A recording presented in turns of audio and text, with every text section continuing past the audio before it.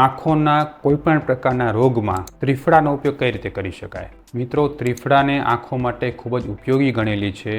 ઘણા બધા લોકો ત્રિફળા વિશે ઘણા બધા વિડીયો બનાવે છે, પણ ત્રિફળાને લેવાની સાચી રીત બે છે, જે મોટા ભાગના વિડીયોમાં વ્યવસ્થિત રીતે કહેવામાં આવેલી નથી. સૌથી પહેલી રીત, જો તમે ત્રિફળાને ખાવા માંગતા હો તો એનો સાચો ઉપાય છે રાત્રે સૂતી વખતે ત્રિફળા લેવી જોઈએ અને મધ સાથે લેવી જોઈએ. ત્રિફળાનું 2.5 થી 5 ચમચી જેટલું ચૂર્ણ ચોખ્ખા દેશી મધમાં કાલવી અને રાત્રે સૂતી વખતે ચાટી લો, જેનાથી આંખોને ખૂબ સારો ફાયદો થશે. હવે જો તમે ત્રિફળાનેથી આંખ ધોવા માંગતા હો તો તમારે શું કરવું જોઈએ?